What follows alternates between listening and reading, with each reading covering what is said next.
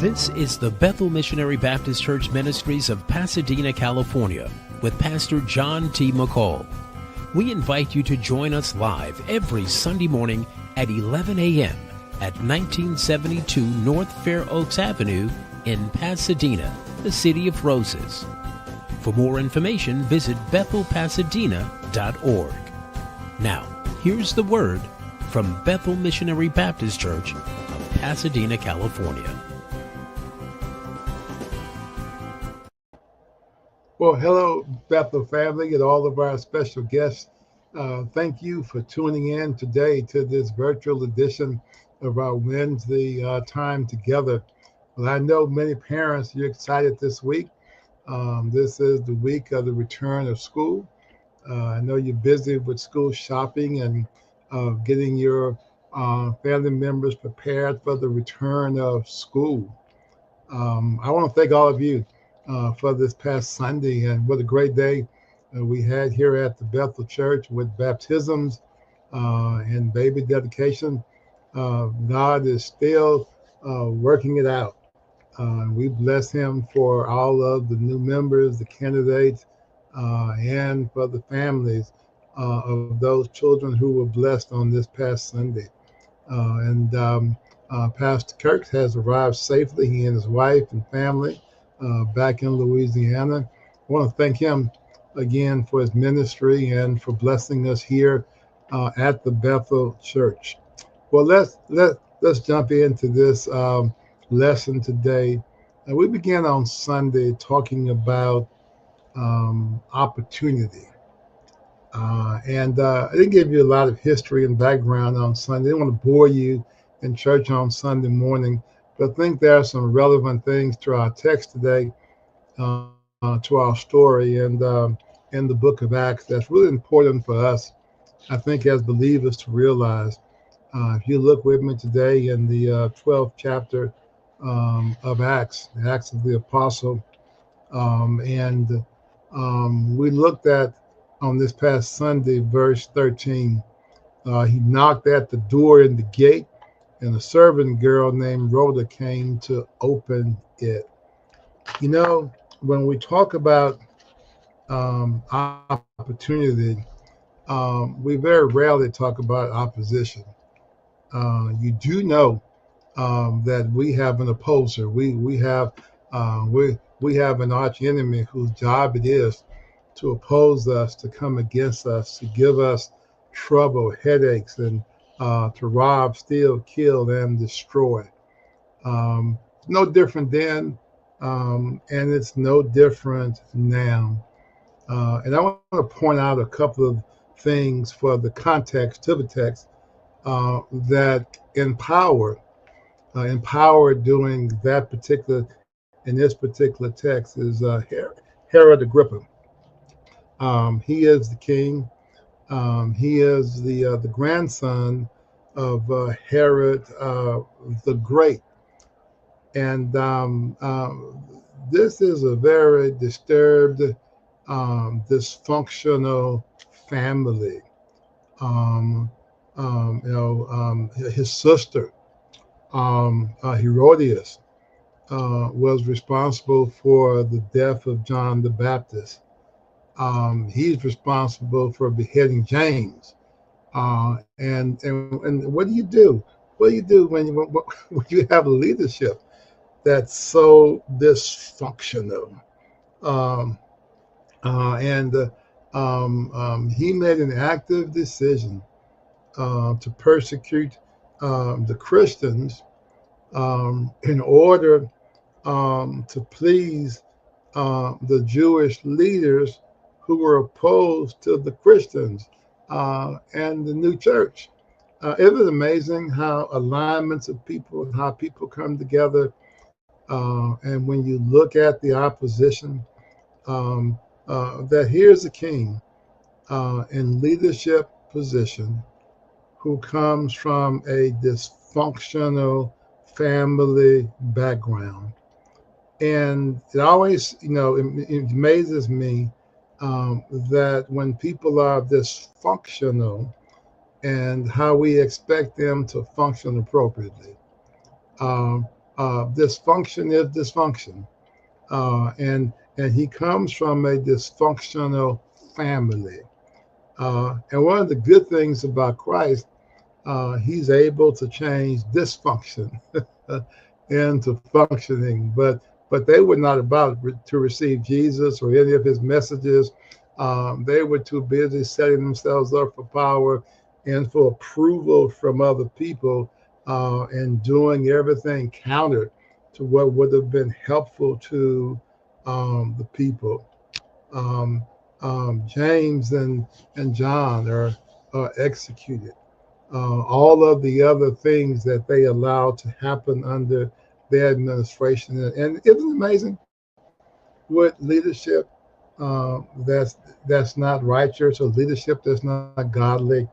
When you look at even today, from top down, of how evil is just rampant and spreading, that there seems to be no restraint, and from the top of government, all the way down to state government to local government, just how dysfunctional things are. I'm not calling any names today. I don't want to get into that, but I just want to just look at, when you look at the totality of the picture, of how those in leadership position should not be a terror to the people, serving the people, being a servant, uh, doing what's right by people. And yet people often get confused and go in and doing what's best for them, and just the opposite. Greed takes over, um, envy and jealousy, and just all of those things, that all these ills of the people get in the way of making positive progress. Um, and all the rules people make to come against other people, and not realizing that in America, it's been proven that when everybody does well, the nation does well. Um, and why would you want to do anything that causes harm to somebody else, and with the quote unquote the richest nation on the planet? And here we are. In our text today, um, we have Peter, who's been arrested um, during the Feast of Unleavened Bread, that followed the Jewish Passover. And all these Christians, all these persons are in town, and now Herod can get this publicity. The word can get out that Peter has been arrested, and the scene unfolds that on the night before, he is to be executed. Um, they're at Mother Mary, John Mark's mother's house, and the church is in prayer. They're praying for Pastor Peter. They're interceding on his behalf, because the king has determined that, given that his previous actions pleased the people, and the people are excited and pleased with what he's done, and he seems to be making a name for himself. And it's amazing. Be careful when you need to make a name for yourself at the expense of somebody else. Um, Opportunity and opposition go hand in hand. As believers, we need to understand that just because God opened doors and God makes way, and when opportunity presents itself, does not mean that opposition won't come. That there are those who oppose us, and don't want us to be successful, don't want us.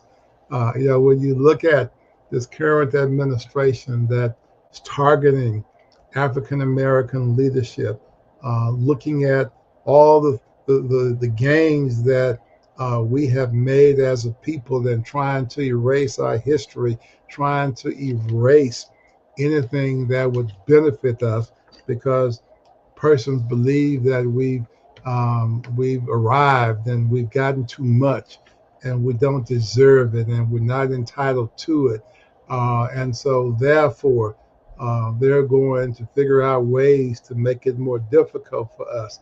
But I'm so glad. I'm so glad that I serve a God who's able to bless me in spite of, to bless you in spite of, that whatever roadblocks that are put in our path, we're going to walk over them by faith and believing that whatever God has for us, that can't nobody else get it, can't nobody else take it away, can't nobody else deter us from whatever God has for us. And that's something that we all should believe, particularly our young people today, to never become discouraged or disillusioned by the fact that if it's yours. If God has told you, if God has commissioned it, He has commanded it, then it's yours. Can nobody else get your blessing? Can nobody else take your blessing? God has a time set for all and everything in our lives. And for many of us, if we were truthful, we could talk about the missed opportunities. But I'm so glad God is the God of another chance. That whatever you missed, He has a way of bringing it full circle back around. And this not the same thing, not the same person, or not the same job, but He has a way of bringing it full circle again and giving us another chance, presenting to us another opportunity to be able to walk through whatever door that He's designed for us to open. I'm reminded again of those persons who have taken this dangerous journey and traveled thousands of miles to cross our borders illegally, undocumented, for just simply an opportunity to come to America to have a better life, to have a better experience, with risk their lives and limbs and all of that just to get here. And those of us who are here, amen, today, not realizing that the opportunities we have right before us, and in particular this week as school starts back, I'm praying and encouraging every child, every parent, to make the most of this school year, despite the opposition, despite the ICE raids, despite the school budget cutbacks, despite the reduction in teachers, despite whatever it is externally that may be happening, to make the most of this school year, to learn, to grow, to achieve, to acquire knowledge, and to be able to advance yourself and not allow distractions to interfere with your academic learning, whether you're going back to elementary school, kindergarten, middle school, high school, college, grad school, med school, wherever you're going, to put in your best work, your best effort, to achieve all of what God has for you, and to advance. And then once He blesses you to get where you are, don't forget to reach back and pull somebody else up, encourage somebody else, and remind them that the journey is difficult, but it's not impossible. That the work is consistent, and you got to put in some effort. But God has a way of blessing the works of your hands, and opening that door and putting you before the right people, and causing things to work out for our good. Um, in this text tonight, you find Peter under heavy guard of the soldiers who are guarding him, two inside the cell, two outside the cell, for one brother. For one brother, you got to be a bad dude to have those many soldiers guarding you. And when you look at America today, how threatened they must be by African Americans, that all of the things they're doing, all of the opposition they're putting up our way to be able to hinder us or cause us to quit or to get angry, to become upset, so they can inflict more pain on us. And we're just moving along, praying, trusting God, not responding, not acting out. And I'm quite sure that has to have some of those persons perplexed. Why aren't these people fighting back? Why aren't they leading the protest? Why aren't they doing what they typically? Because we understand the game.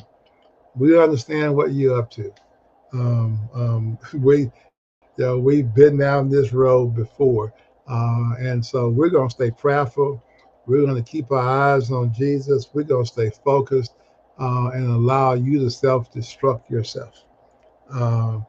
We don't have to help you, nor are we going to give in to your evil plot and allow you to inflict the National Guard, not allow you to do all of these things that you're hoping you'll be able to do to show us who's in charge, who's the boss, of how strict you are, how mean you are, and what you say.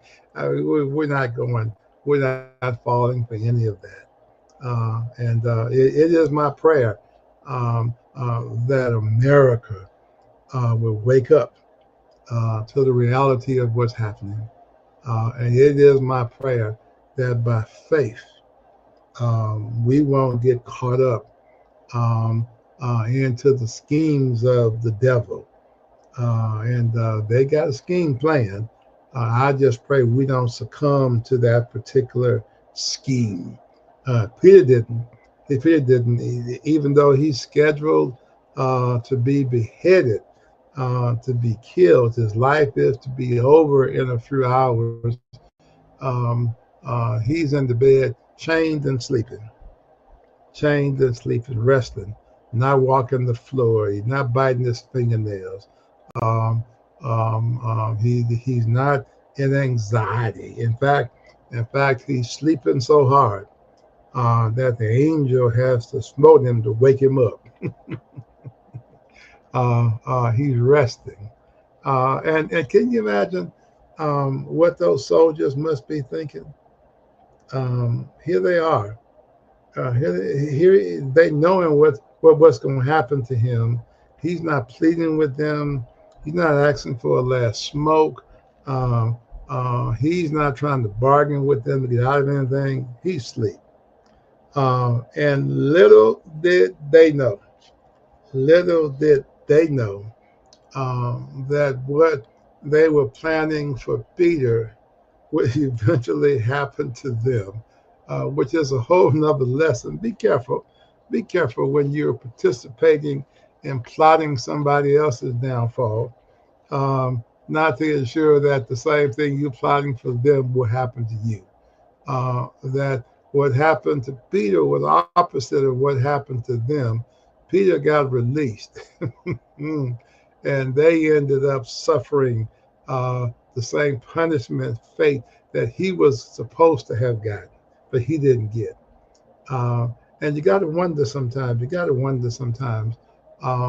Why people, and then we'll rationalize and say, well, it's my job that I have to do it, knowing that what you're doing doesn't line up with the will of God, knowing what you're doing is harmful and not standing up for what's right.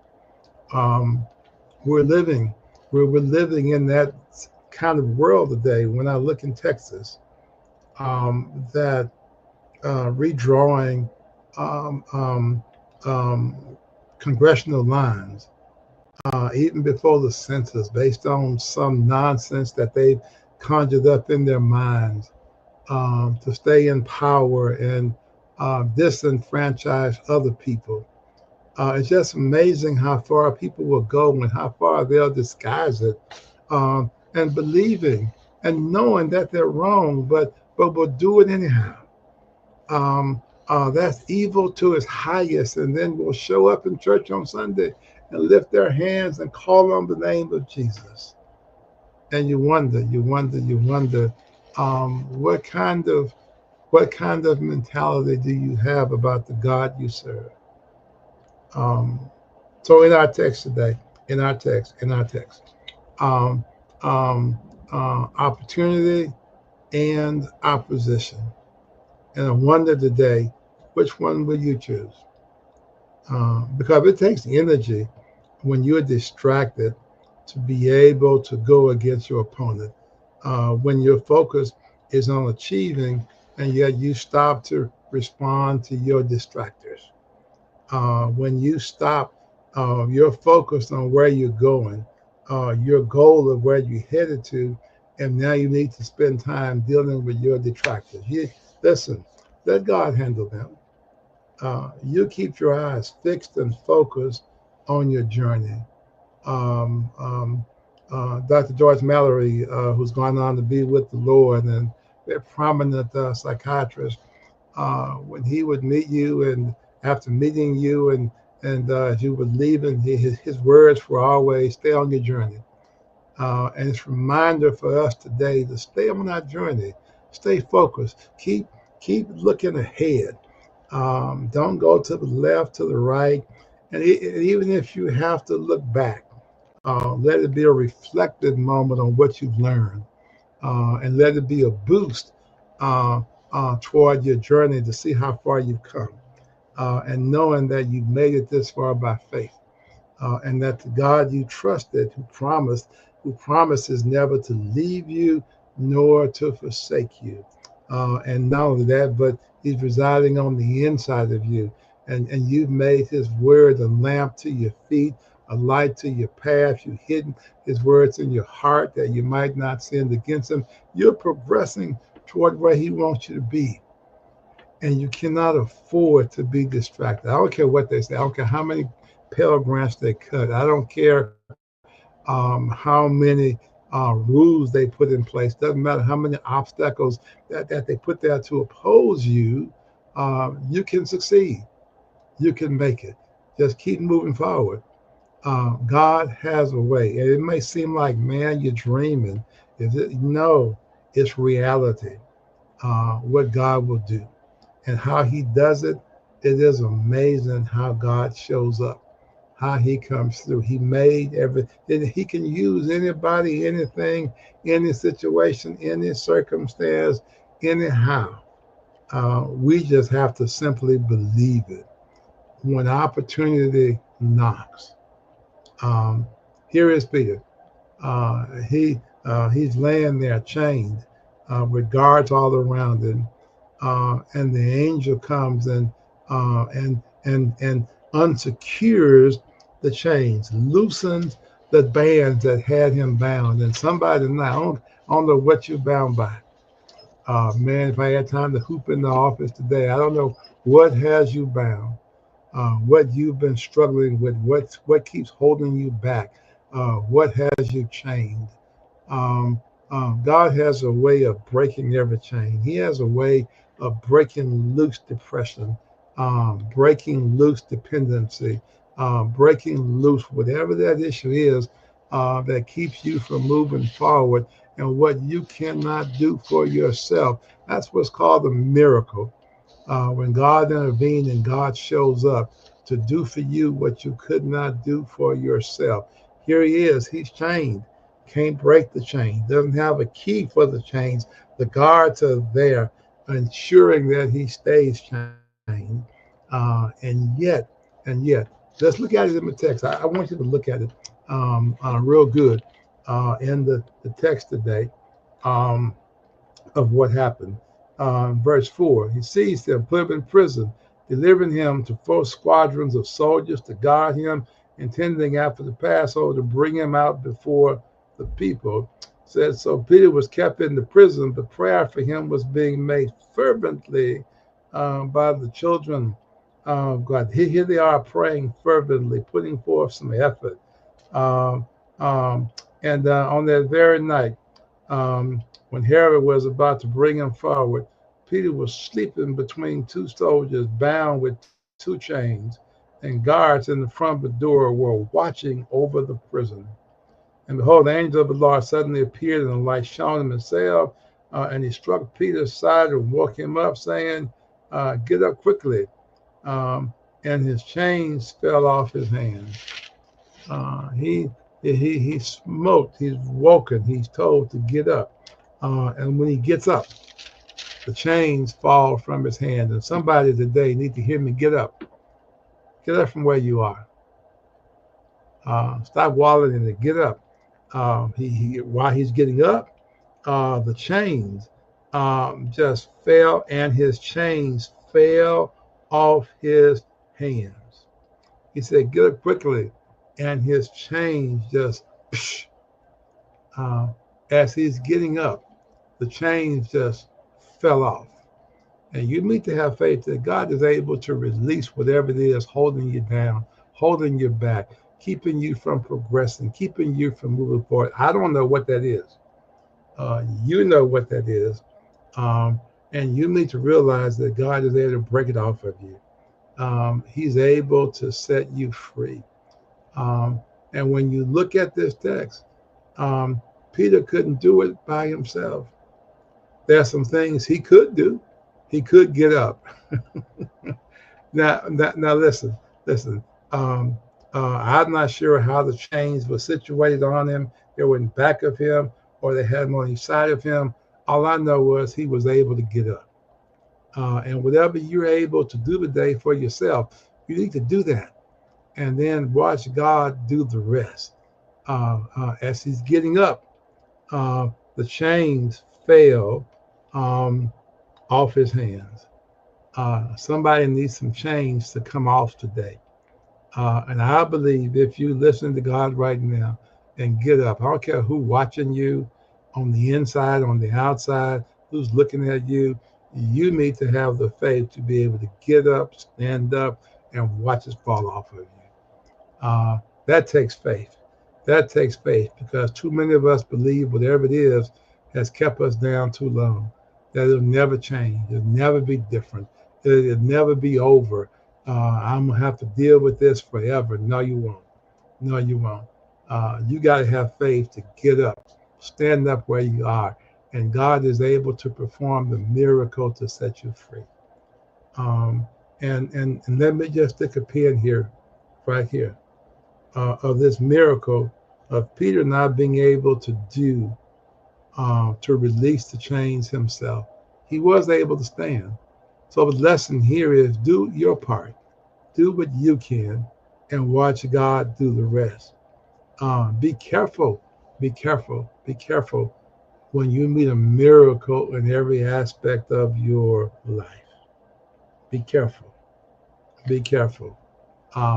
When every part of your life is just, because a lot of times when opposition comes, we have a tendency to quit, give in, to go sit in the corner, to start feeling sorry for ourselves, to have a defeated mentality. Our verbiage becomes that of defeat. Our language becomes that. Our behavior becomes that. Our communication with others becomes that. And we don't have the energy to fight. And we just give up. And we'll move on to other stuff. But that defeatist kind of a spirit lingers with us, that we won't ever have that, can't achieve that, no. You've got to understand how that impacts your whole being. That's the thing in social work that we call systems theory, that when one part of the system is impacted or affected, it affects the whole system. And so you need to understand the impact of that on your life, on your family life, what your children see, what your grandkids see, what others see about you, what you portray, what comes out of your mouth, the effort you make to overcome, to achieve. Don't quit on God.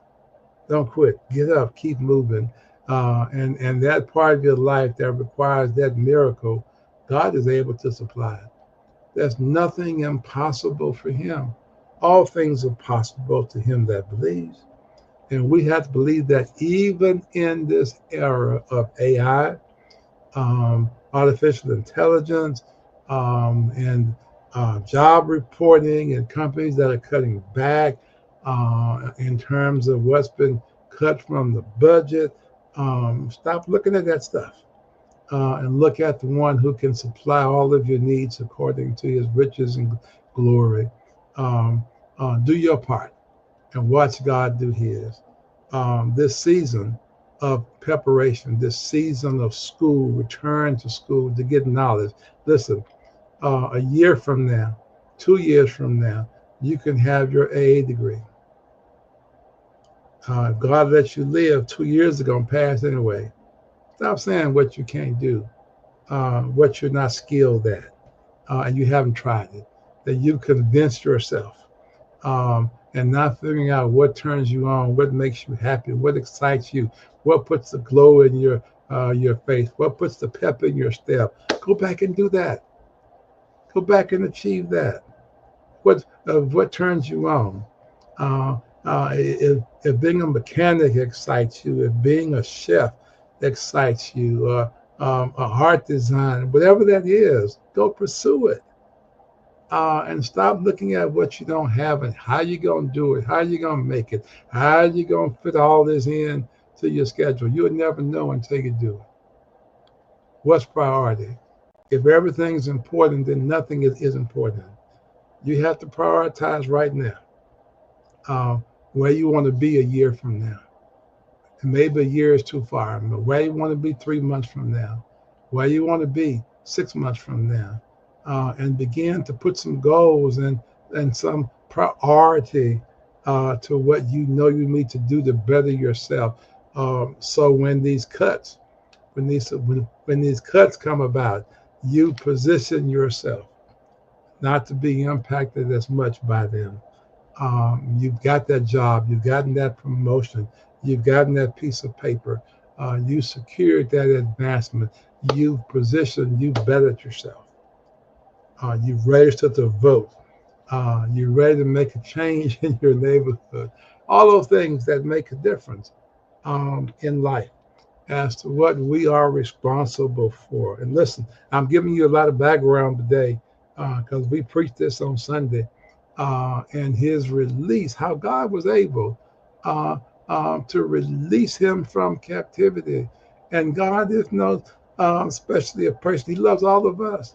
He has a plan for our lives. And the same thing that happened to Peter, God is able to do in your life today. He's able to release you. He's able to set you free.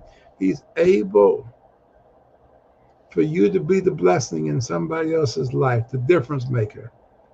As others are praying for you and you show up and they get to see the answer live. We've been praying for you. Here I am. Thank you. Thank you for praying for me. Prayer makes the difference. And I want to close with that today, that you ought to ensure that you surrounded yourselves with some people who can pray, that you're connected to people who can pray, that you in a church where people don't mind praying for you. I don't mean I mean where people don't mind interceding for you. You got friends who don't mind praying for you. You don't have a problem praying for yourself. You believe that God hears and answers prayer. That you want to make sure you're connected to prayer. Why? Because prayer makes the difference. Prayer is talking to God. It's like the space shuttle taking your request to heaven, and then God answering that prayer request. You want to make sure you have a prayer life. And you have others around you who are praying for you. The church was at Mother Mary's house. They were praying. And even though they're putting forth the effort and energy to pray, the startling reality was when the answer knocked at that door. And you got to understand that when you're praying, you're believing and trusting God for the answer. And while you're praying, God is talking to your deliverance. He's talking to your answer, and he's already put the answer in motion. There are too many instances in the Bible where people have prayed and God answered the prayer instantly, but the prayer was hindered because we have an enemy, we have an opposer who comes in the way and wants to block it, and then we get discouraged when time moves by and the prayer hasn't manifested. But the answer to the prayer hasn't been manifested yet. You need to hang on in there and believe that when you spoke to God, that God answered your prayer request.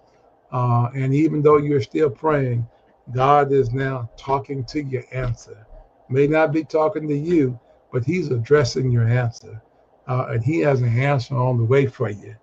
And you need to not wait till the battle's over. You need to start shouting now because of the victory you gained and you have because you believe he's answered your prayer. And I want to spend some more time next week talking about that don't wait.